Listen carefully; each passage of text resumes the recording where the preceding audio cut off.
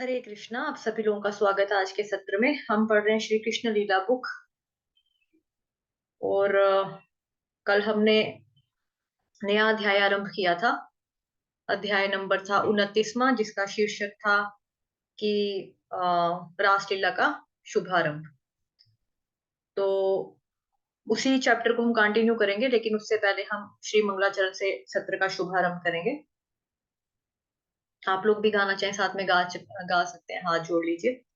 ओम अज्ञानतिमिरान्धस्य ज्ञानाञ्जनशलाकया चक्षुरुन्मिलितं येन तस्मै श्रीगुरुवे नमः। श्रीचैतन्यमनोभीष्टं स्थापितं येन भूतले स्वयं रूपः कदा मह्यं ददाति स्वपदान्तिकम्। वन्देऽहं श्रीगुरुः श्रीयुतपदकमलं श्रीगुरून् वैष्णवांश्च श्रीरूपं साग्रजातं सहगण रघुनाथान्वितं तं सजीवम् साद्वैतं सावधूतं परिजनसहितं कृष्ण चैतन्य देवं श्रीराधा कृष्ण पादान् सहगण ललिता श्री विशाखान्वितांश्च।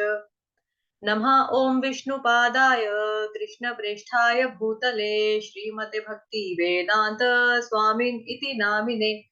नमस्ते सारस्वते देवे गौरवाणी प्रचारिणे निर्विशेष शून्यवादी पाश्चात्य देशतारिणे। नमो महावदन्याय कृष्ण प्रेम प्रदायते कृष्णाय कृष्ण चैतन्य नामने गोर्त्विषे नमः। हे कृष्ण करुणा सिंधो दीनबंधो जगतपते गोपेश गोपिका कांत श्री राधा कांत नमोस्तुते। तप्त कांचन गौरांगी श्री राधे वृंदावनेश्वरी वृषभानुसुते देवी प्रणमामि हरिप्रिये। वाञ्छाकल्पतरुभ्यश्च कृपा सिन्धुभ्येव च पतितानां पावनेभ्यो वैष्णवेभ्यो नमो नमः।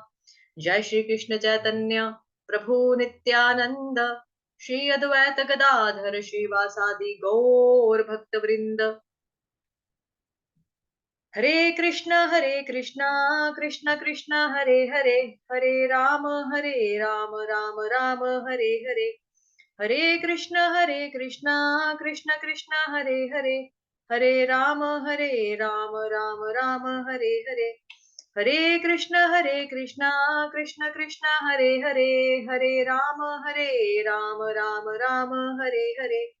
हरे कृष्ण कृष्ण कृष्ण हरे कृष्ण हरे, कृष्ण हरे हरे, हरे राम राम राम हरे हरे। हरे हरे। हरे कृष्णा। सभी लोगों का स्वागत है आज के सत्र में। तो मंगलाचरण हमारा हो गया, अभी हम अध्याय पढ़ेंगे अपना। तो कल हमने पेज नंबर 271 तक पढ़ दिया था। 272 से हमने शुरू करना है।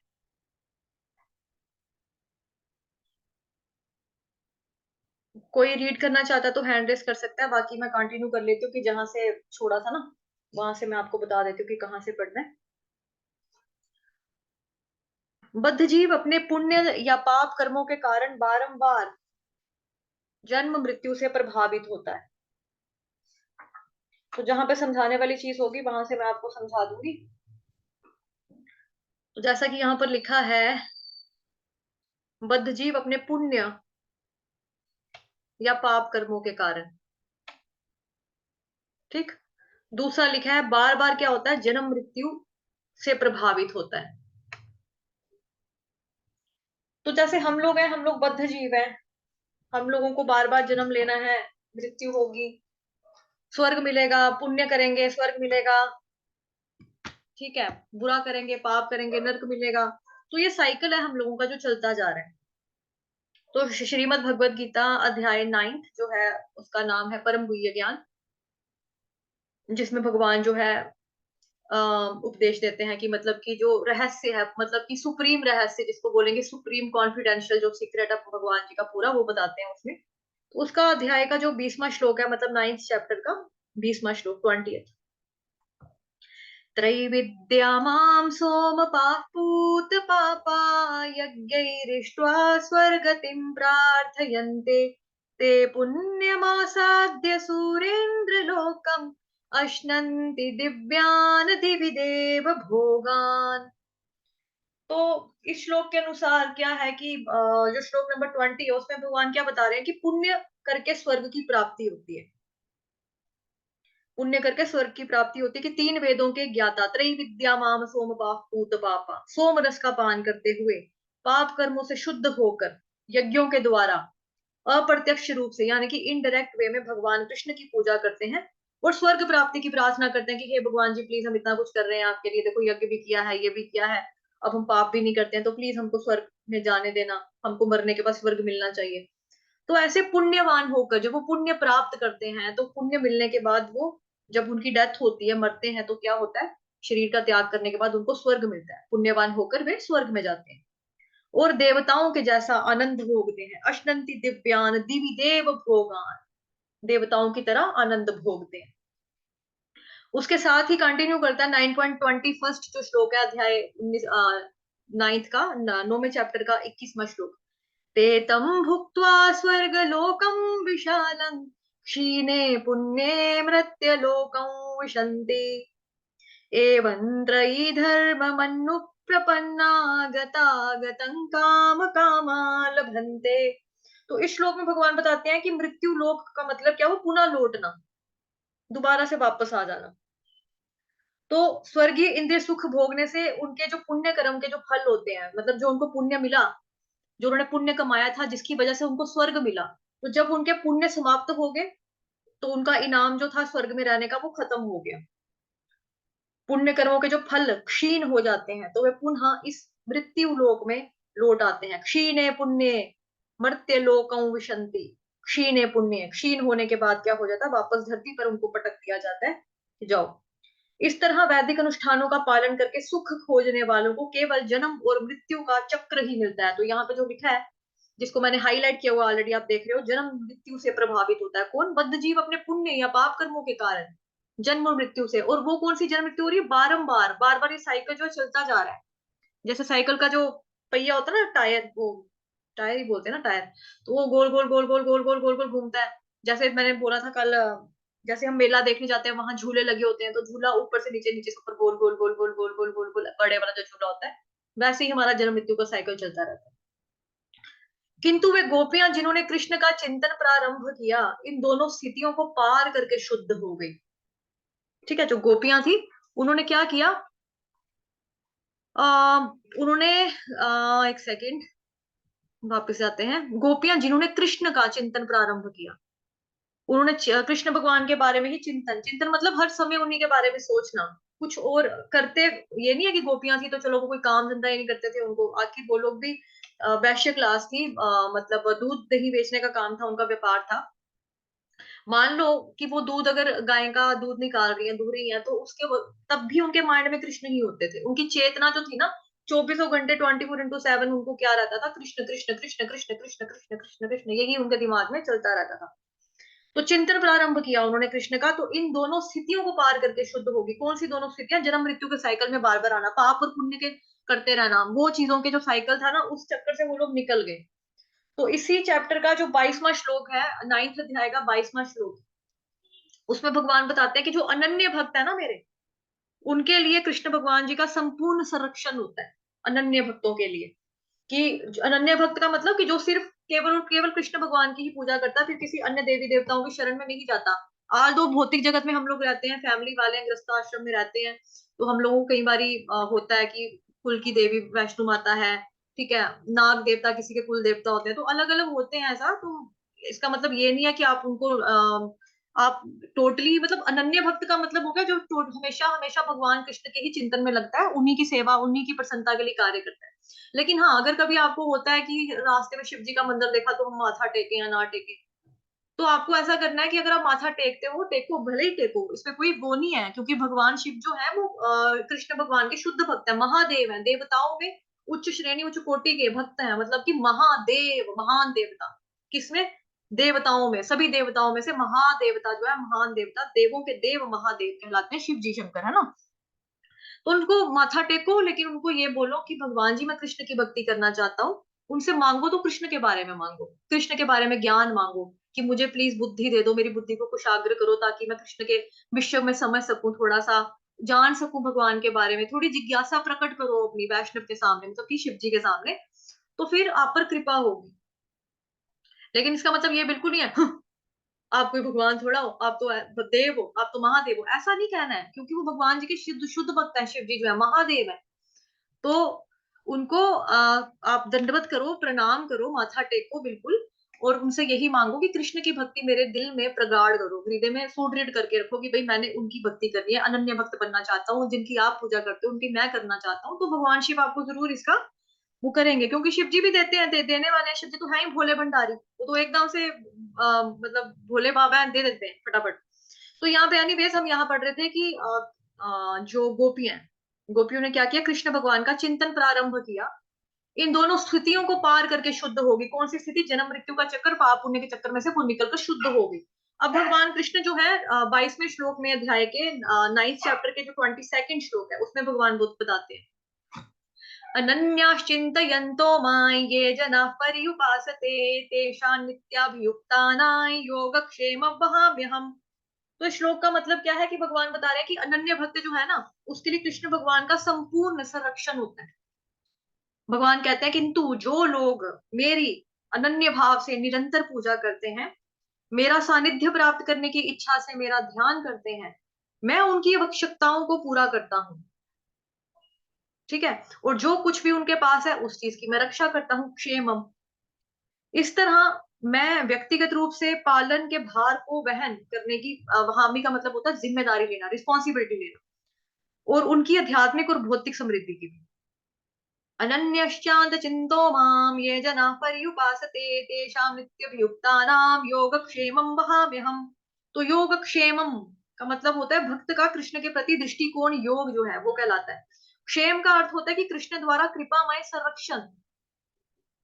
कृष्ण योग द्वारा कृष्ण भावनामित होने में भक्त की सहायता करते हैं कि चलो ठीक है, मेरा भक्त है, अनन्य भक्त बना हुआ है मेरा, मेरे मेरे कोई सोचता है, तो मैं इसकी और थोड़ी हेल्प करूंगा, ताकि ये कृष्णा जो कॉन्शियसनेस जिसकी जो चल रही है वो उसमें ये लगा रहे, करता रहे, कृष्ण भावना में लगा रहे उसी में।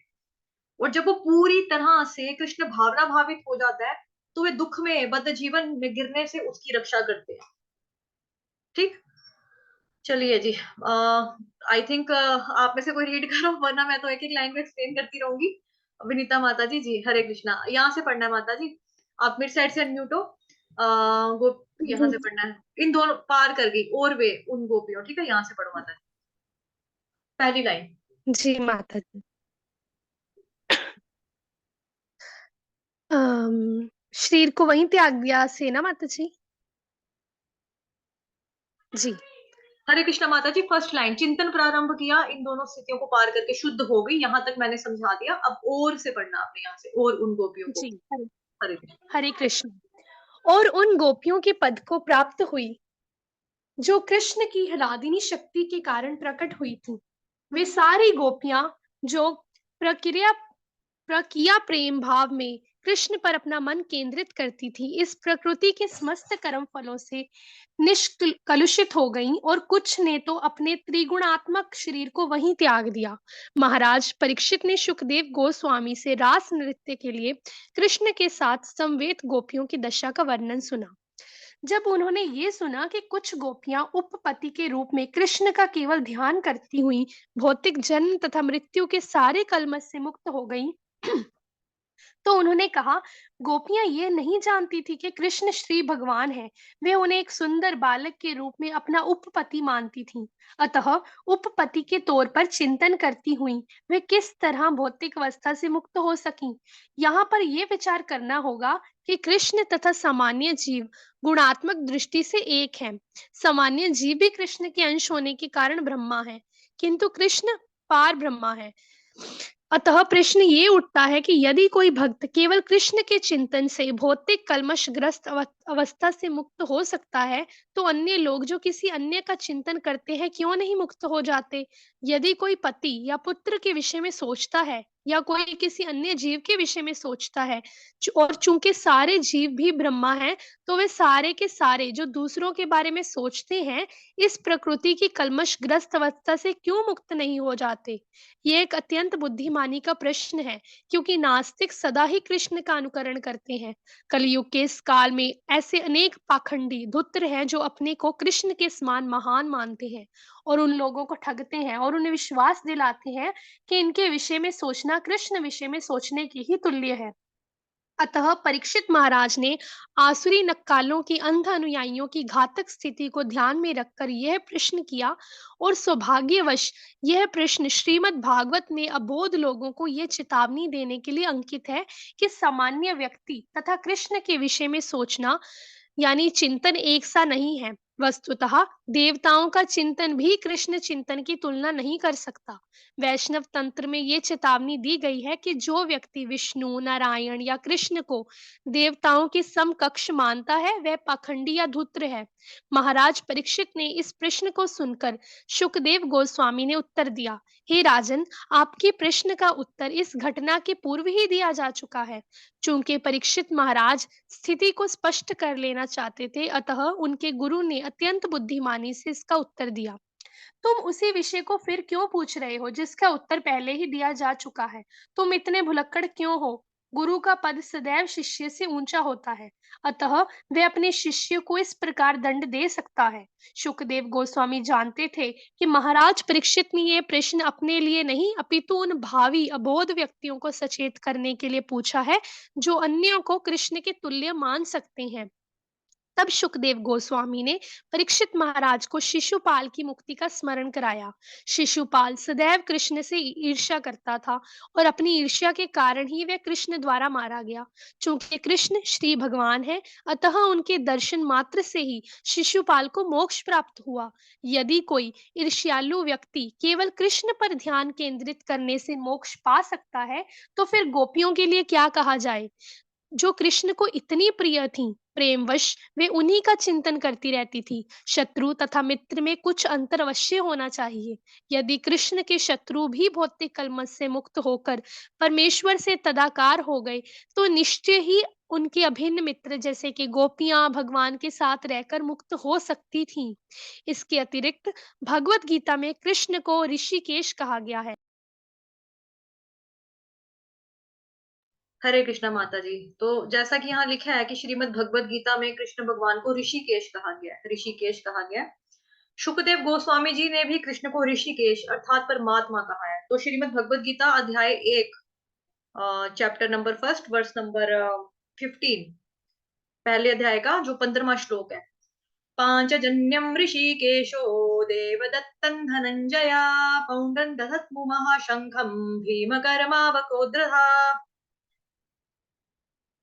माता जी प्लीज कंटिन्यू करो। हरे कृष्णा। विनीता माता जी हैंड रेस करो, बहुत सारे लोग हैं तो। ओके ओके, उसके बाद मानसी माता जी आपकी टर्न दे दूंगी, ठीक है। ओके जी माता जी। शुकदेव गोस्वामी ने भी कृष्ण को ऋषिकेश अर्थात परमात्मा कहा, जबकि सामान्य व्यक्ति भौतिक शरीर से आवृत बद्ध जीव है। कृष्ण तथा कृष्ण का शरीर दोनों एक हैं, क्योंकि कृष्ण ऋषिकेश हैं। जो कोई कृष्ण तथा उनके शरीर में भेदभाव करता है, वह पहले दर्जे का मूर्ख है।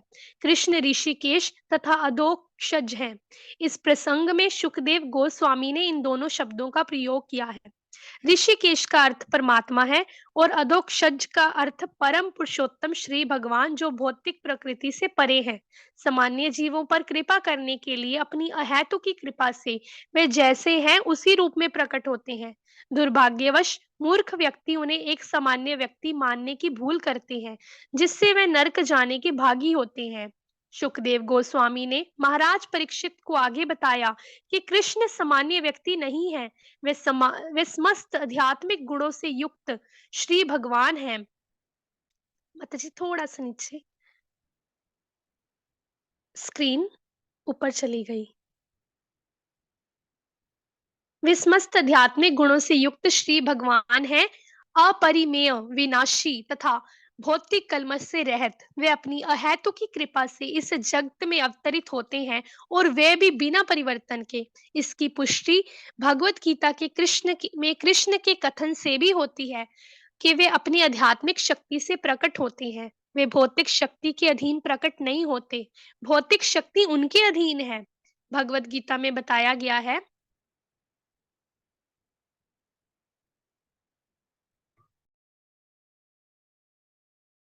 हरे कृष्णा माता जी, एक सेकंड समझाने वाला ना यहाँ पे, 1 मिनट, तभी मैं स्क्रॉल ज्यादा नहीं कर रही। इसकी पुष्टि श्रीमद् भगवत गीता में कृष्ण के कथन से भी होती है कि वे अपनी आध्यात्मिक शक्ति से प्रकट होते हैं। ठीक है, तो श्रीमद् भगवत गीता का जो अध्याय है 9th चैप्टर परम गुह्य ज्ञान, आपको लगेगा ये बार बार उसमें से श्लोक कोट कर रहे हैं, बिकॉज देखो उसका नाम क्या है, परम गुह्य ज्ञान। जो पूरा रहस्य है ना, क्या है, क्यों है, कैसे होता है, फिर क्या होगा, वैसे क्या होगा, वो सारा का सारा इसी चैप्टर में है। परम गुह्य ज्ञान जिसको बोलते हैं। तो इसका जो श्लोक नंबर 8 है, प्रकृतिं स्वामवष्टभ्य विसृजामि पुनः पुनः भूतग्रामम् इमं कृत्स्नम् अवशं प्रकृतेर्वशात्। तो भगवान इस चैप्टर में मतलब सॉरी इस वर्ष में, मतलब 8वां जो वर्ष है, 8वां श्लोक, उसमें भगवान बता रहे हैं कि यह संपूर्ण विराट अभिव्यक्ति मेरी इच्छा से, मेरी शक्तियों के द्वारा बारंबार प्रकट होता है। विसृजामि पुनः पुनः भगवान कह रहे हैं, और अंत में विनिष्ट होता है। आज दो कृष्ण इस भौतिक जगत का सृजन, पालन, संहार करते हैं। कैसे करते हैं? अपनी शक्तियों के द्वारा करते हैं, लेकिन यह कार्य जो है उनको किसी बंधन में नहीं डालता। अतः वे इस जगत में होने वाले किसी भी अच्छे या बुरे कार्य के लिए डायरेक्ट रूप से जिम्मेदार नहीं होते। ठीक है, ये आपका श्लोक नंबर 9th अध्याय का 8वां था। उसके बाद में थोड़ा सा पढ़ लेती हूँ माता जी। श्रीमद् भगवत गीता में बताया है कि भौतिक शक्ति उनकी अध्यक्षता में कार्य करती है। अभी ये वाला पढ़ा ना, आध्यात्मिक शक्ति से प्रकट होते हैं। अब यहाँ पे देखेंगे भौतिक शक्ति उनकी अध्यक्षता में कार्य करती है, कृष्ण भगवान की। इसके बारे में भी भगवान बता रहे हैं हमको 9th अध्याय के ही 10वां जो श्लोक है, 10th श्लोक। मयाध्यक्षेण प्रकृति सूयते सचराचरम हेतुनानेन कौन्तेय जगद्विपरिवर्तते। मयाध्यक्षेण मयाध्यक्षेण मेरी अध्यक्षता में प्रकृति सूयते सचराचरम हेतुनानेन कौन्तेय जगद्विपरिवर्तते। तो भगवान श्री कृष्ण जो है इस 9th अध्याय का, जिसका नाम है परम गुह्य ज्ञान, मैं बार बार क्यों रिपीट कर रही हूँ, ताकि आपको याद ही हो जाए कि परम गुह्य ज्ञान। ठीक है, परम गुह्य ज्ञान अध्याय नंबर 9, वर्ष नंबर उसका क्या बताया मैंने, 10, कि कृष्ण भगवान जो परम अध्यक्ष हैं। भगवान कह रहे हैं मया अध्यक्षेण प्रकृति, यह भौतिक प्रकृति मेरी अध्यक्षता में। अध्यक्षता का मतलब क्या होता है? देख रेख में, निगरानी में। मतलब भगवान पूरी नजर रखते हैं, भगवान के अंडर रहकर ये काम करता है पूरा का पूरा। भगवान की अध्यक्षता में, यानी कि भगवान जी की निगरानी में। सूयते सचराचरम, चर अचर जीवों को उत्पन्न करती है, चर अचर जीवों को उत्पन्न करती है। हेतुनानेन कौन्तेय, हे कुंती पुत्र, इसके शासन में जगत विपरिवर्तते, यह जगत बारंबार सृजित होता है और विनष्ट होता रहता है। प्लीज माता जी कंटिन्यू करिए, विनीता माता जी। हरे कृष्णा। हरे कृष्ण माता जी। भगवत गीता में बताया गया है कि भौतिक शक्ति उनकी अध्यक्षता में कार्य करती है। इसकी पुष्टि ब्रह्म संहिता में भी हुई है कि दुर्गा नाम से अभिहित भौतिक शक्ति छाया की भांति कार्य कर रही है, जो वस्तुओं की गति के साथ गति करती है।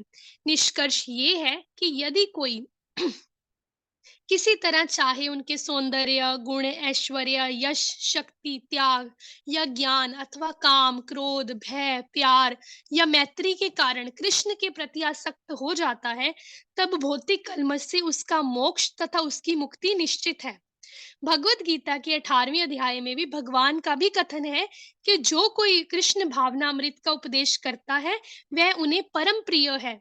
उपदेशक को शुद्ध कृष्ण भावनामृत का उपदेश करते समय अनेक कठिनाइयों का सामना करना पड़ता है। हरे कभी कृष्ण कभी माता तो जी। उसे शारीरिक हरे कृष्ण माता जी, देखो जैसा यहाँ लिखा है 18वें अध्याय में भगवान का कथन है, श्रीमद् भगवत गीता का 18वां चैप्टर जो है, उसमें भगवान क्या बता रहे हैं, जो कोई भी कृष्ण भावनामृत का उपदेश करता है वह उनको परम प्रिय है।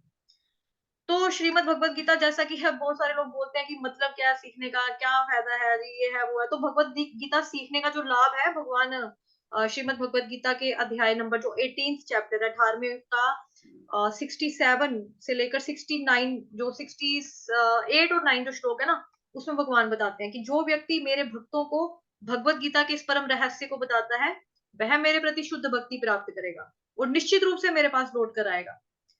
यह इमं परम गुह्य, ये वाला श्लोक है, ठीक है। और भगवान जो नेक्स्ट श्लोक है, यानी कि इसका 6 और 69 श्लोक, ठीक है, उसमें भगवान ये बता रहे हैं कि मेरा प्रियतम बनेगा, मतलब भगवान जी का फेवरेट हो जाएगा। इस संसार में उसकी अपेक्षा कोई अन्य सेवक ना तो मुझे अधिक प्रिय है, ना ही कभी कोई और होगा। तो भगवान यहाँ पे गारंटी भी पूरा दे रहे हैं। अब ये चीज जो है हम लोग नहीं बोल रहे हैं कि हाँ जी हम अभी बोल रहे हैं, हम बात कर रहे हैं कृष्ण के बारे में तो हम अच्छे लगेंगे, लेकिन ये बात जो है भगवान कृष्ण खुद बोल रहे हैं कि जो भी कृष्ण भावनामृत का उपदेश करता है वो उनको फेवरेट है, उनका परम प्रिय है। उपदेशक को शुद्ध कृष्णा भावनामृत का उपदेश करते समय अनेक कठिनाइयों का सामना करना पड़ता है। तो जैसा कि हम शीला प्रभुपाद जी के बारे में भी सारा जानते हैं कि उनको कितनी प्रॉब्लम्स का सामना करना पड़ा था, है ना। चलिए माता जी पढ़िए आप प्लीज, हरे कृष्णा। कभी कभी तो उसे शारीरिक प्रहार सहन करने होते हैं और कभी कभी तो मृत्यु भी चूमनी पड़ती है। कृष्ण इसे परम तपस्या मानते हैं। इसलिए कृष्ण ने भी कहा है कि ऐसा उपदेशक उनको अतिशय प्रिय है। यदि कृष्ण के शत्रु उन पर अपना ध्यान केंद्रित करने से ही मोक्ष की आशा कर सकते हैं, तो जो लोग कृष्ण को परम प्रिय हैं उनके लिए क्या कहा जाए। निष्कर्ष ये निकला है कि जो लोग संसार भर में कृष्ण भावना अमृत का उपदेश करने में लगे हुए हैं, उनका मोक्ष तो ध्रुव है। किंतु ऐसे उपदेशक मोक्ष की कभी परवाह नहीं करते, क्योंकि जो कृष्ण भावना अमृत में लगा है उसे पहले से ही मोक्ष प्राप्त रहता है। इसलिए सुखदेव गोस्वामी ने राजा परीक्षित को आश्वस्त किया कि वे निश्चिंत रहें, क्योंकि जो कृष्ण के प्रति आकृष्ट है उसे भौतिक बंधन से मुक्ति मिल जाती है, क्योंकि कृष्ण योगेश्वर हैं। जब सारी गोपियां कृष्ण के समक्ष एकत्र हो गईं, तो कृष्ण ने बातों बातों में ही उनका स्वागत किया और शब्द चातुरी से उन्हें निरुत्साहित भी किया। कृष्ण परम वक्ता हैं, वे भगवत गीता के वक्ता हैं। वे दर्शन, राजनीति, अर्थशास्त्र जैसे प्रत्येक उच्च स्तरीय विषय पर बोल सकते हैं और अपनी सर्वाधिक प्रिय गोपियों के समक्ष भी वे बोले। उन्होंने शब्द चातुरी से उन्हें मोहित करना चाहा, अतः वे इस प्रकार बोलने लगे। हे वृंदावन की बालाओ, तुम अत्यंत भाग्यशालिनी हो और मुझे अत्यंत प्रिय हो। मैं परम प्रसन्न हूँ कि तुम सब यहाँ आई हो और मैं आशा करता हूँ कि वृंदावन में कुशल मंगल है। अब मुझे आज्ञा दो, मैं तुम लोगों के लिए क्या करूं।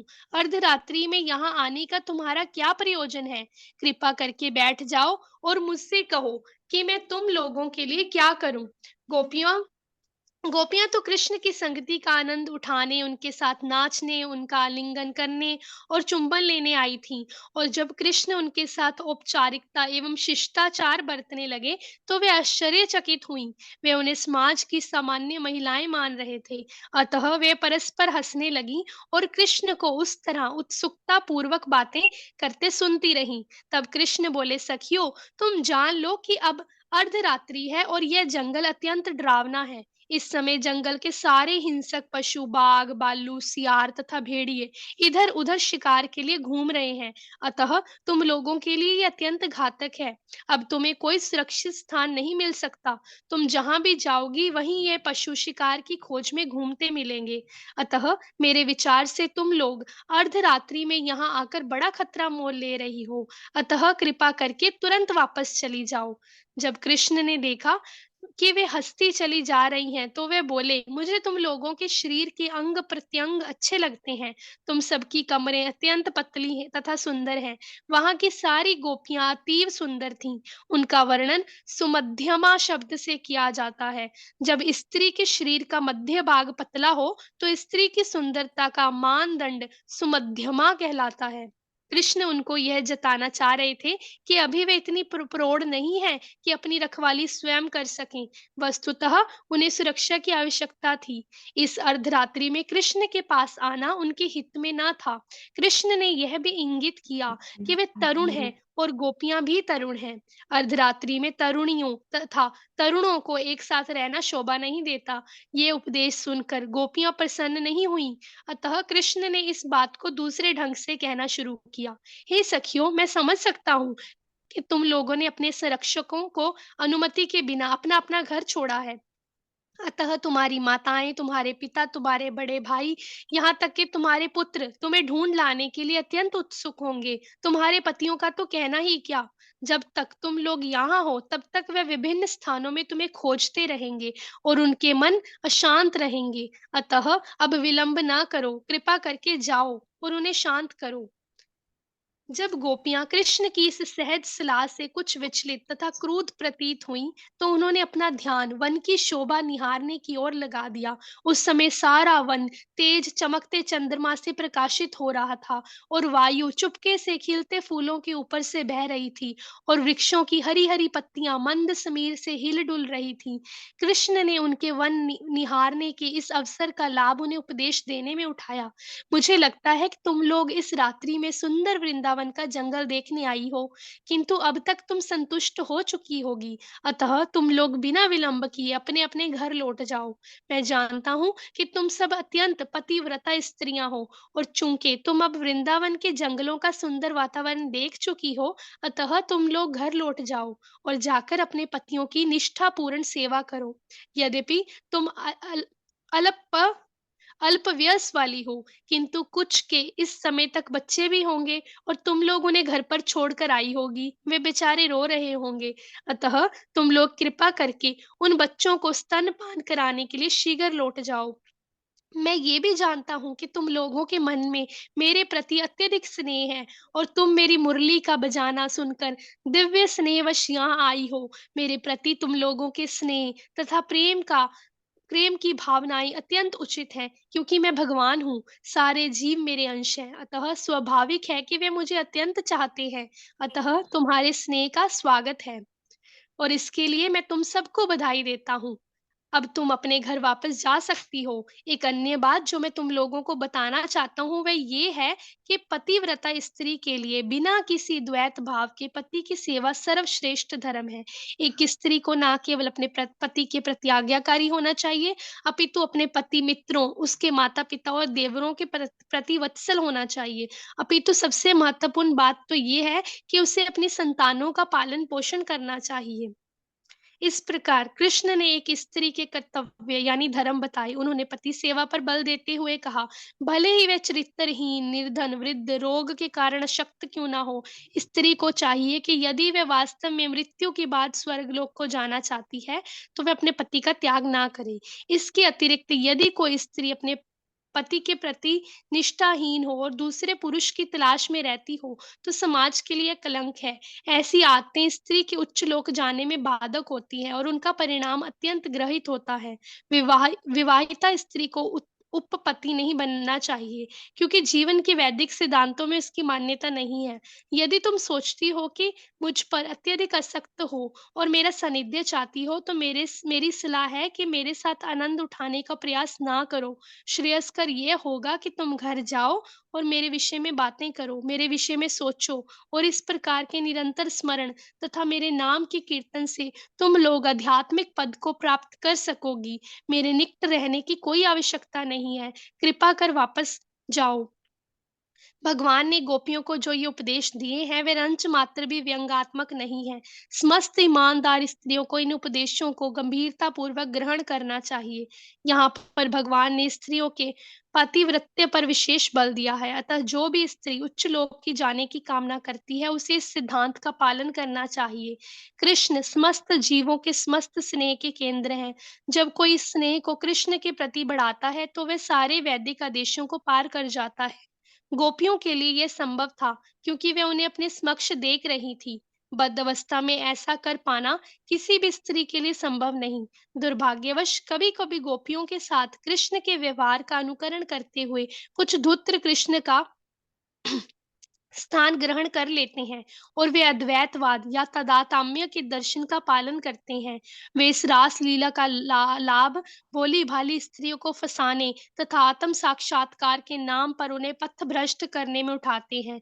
अतः भगवान कृष्ण ने चेतावनी के रूप में यहाँ ये इंगित किया है कि जो कुछ गोपियों के लिए सुलभ या सामान्य स्त्रियों के लिए संभव नहीं है, यद्यपि स्त्री बड़े चढ़े कृष्ण भावनामृत द्वारा वास्तव में ऊपर उठ सकती है, किंतु उसे उस व्यभिचारी के चंगुल में नहीं आना चाहिए जो अपने को कृष्ण बताता है। उसे अपने भक्ति कार्यों को कृष्ण के मनन, चिंतन और कीर्तन में केंद्रित करना चाहिए। उसे तथाकथित सहजिया भक्तों का अनुकरण नहीं करना चाहिए, जो किसी बात को गंभीरता से नहीं लेते। जब कृष्ण ने ऐसे निरुत्साहित ढंग से गोपियों से बातें की, तो वे अत्यंत खिन्न हो उठीं, क्योंकि उन्होंने सोचा कि कृष्ण के साथ रास नृत्य करने की उनकी इच्छा विफल हो गई। अतः वे अत्यधिक चिंतित हो उठीं। अत्यंत खिन्नता के कारण वे जोर-जोर से सांसें लेने लगीं। उन्होंने कृष्ण का मुख ना देखने के बजाय अपना नीचे सिर झुका लिया और पृथ्वी पर तरह-तरह से नख रेखाएँ बनाने लगीं। वे अश्रुपात कर रही थीं, जिससे उनके मुखों का सारा अंग राग धुल गया। उनके आंसू उनके वक्ष स्थलों पर लेपित कुमकुम से मिलकर पृथ्वी पर गिर रहे थे। वे कृष्ण से कुछ कह ना सकीं, केवल मूक बनी खड़ी रहीं। उन्होंने अपने मौन से ये बता दिया कि उनके हृदय क्षत-विक्षत हो चुके हैं। गोपियाँ सामान्य स्त्रियाँ ना थीं, स्पष्ट रूप से वे कृष्ण के समान स्तर पर थीं। वे उनकी शाश्वत संगिनी हैं। जैसा कि ब्रह्म संहिता में पुष्टि हुई है कि वे कृष्ण की हलादिनी शक्ति का विस्तार है और उनकी शक्ति रूपा वे उनसे अभिन्न है। यद्यपि वे कृष्ण के वचनों से निराश थीं, किंतु उन्होंने कृष्ण के विरुद्ध कटु शब्द नहीं कहे। फिर भी वे अपने कृष्ण को निष्ठुर वचनों के लिए फटकारना चाह रही थीं। अतः उन्होंने अवरुद्ध वाणी में बोलना प्रारंभ किया। वे कृष्ण से कोई कटु वचन नहीं कहना चाह रही थीं, क्योंकि वे उन्हें उनकी आत्मा तथा हृदय से अत्यंत प्रिय थे। गोपियों ने कृष्ण को ही अपने हृदयों में बिठा रखा था। वे कृष्ण के प्रति पूर्णतः समर्पित तथा अनुरक्त थीं। स्वाभाविक है कि जब उन्होंने ऐसे कटु वचन सुने, तो कुछ उत्तर देना चाहा, किंतु ऐसा करने के प्रयास से उनके नेत्रों से आंसुओं की धारा बह चली। अंततोगत्वा वे किसी तरह ये कह पाईं। उन्होंने कहा, हे कृष्ण, तुम अत्यंत क्रूर हो। तुम्हें इस तरह नहीं कहना चाहिए। हम पूर्णतः शरणागत हैं। कृपा करके हमें अपना अपना लें और इतनी क्रूरता से बातें ना करें। निसंदेह आप श्री भगवान हैं और आप जो चाहे सो कर सकते हैं, किंतु ऐसी क्रूरता से हमारे साथ व्यवहार करना आपको शोभा नहीं देता। हम अपना सर्वस्व त्याग कर आपके चरण कमलों में शरण लेने आई हैं। हमें ज्ञात है कि आप पूर्णतः स्वतंत्र हैं और जो चाहे सो कर सकते हैं, किंतु हमारी विनती है कि हमें ठुकराएँ नहीं। हम आपकी भक्त हैं। हम आप हमें उसी तरह स्वीकार करें जिस प्रकार नारायण अपने भक्तों को करते हैं। भगवान नारायण के ऐसे अनेक भक्त हैं, जो अपनी मुक्ति के लिए उनकी पूजा करते हैं और वे उन्हें मुक्ति दे देते हैं।